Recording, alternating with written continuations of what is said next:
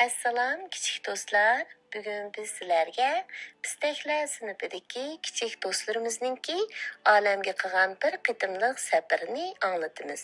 Undaqda quloqinglar bizda bo'lsin. Pistaklar sinfidagi kichik do'stlarga o'qituvchisi bir topshiriq beribdi. Olamga chiqib, Quyosh sistemasidagi 8 planetni tekshirib kelishga buyuribdi. Ular olamga nima bilan chiqsaq bo'lar? Deb nurg'un boshqa turibdi. Aeroplan yiroq olamga yetib bora olmaydi, yiqilg'u yetmasligi mumkin. Ular tikucharni o'ylashibdi, lekin tikuchar undaq egiz ucholmaydi ekan. Ular oxiri raketada berishni qaror qilibdi. Ular yana olam kiyimi va olam qalpiqi tayyorlashni unutmabdi.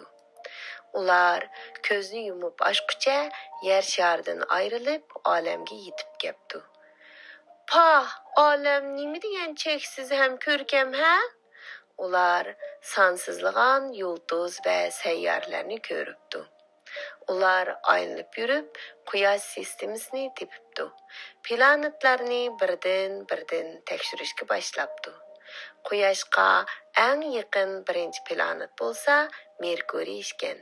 Merkuriyni tekshirishga ikki kichik do'st tushibdi. Merkuriy Quyoshga eng yaqin bo'lg'achqa bakmi issiq ekan. Bu yerda yashash mumkin emas ekan. Ikkinchi planet Venerada nurg'un yanar tog'lar bor ekan. Bu yerda yashash to'liq xatarli ekan. Ular o'zlari turayotgan yer sharini aylanib o'tibdi. İki kichik do'st Marsni tekshirishga tushibdi.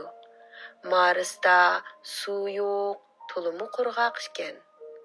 Bu kichik do'st Quyosh sistemasidagi eng cho'ng sayyora Yupiterga kelibdi. Yupiter quyun, bo'ronliq ham gazdan tuzilgan ekan. Bu yerda yashash qandaqmi mumkin bo'lsin?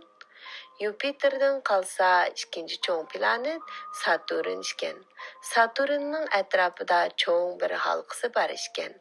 Quyoshga eng yiroq sayyorlar Uran va Neptunga hech kim kelishga petinolmabdi. Chunki u yer bak sovuq ekan. Kichik do'stlar topshiriqni yaxshi tamomlab, yer shariga qaytibdi. Bu qitimliq safarda shuni bayqabdi. Barliq jonliqlar yashayalaydigan birla joy bor ekan. U bo'lsa yer shari ekan. Shuning bilan ular yer sharini yaxshi qo'g'dashga qattiq bel bog'labdi.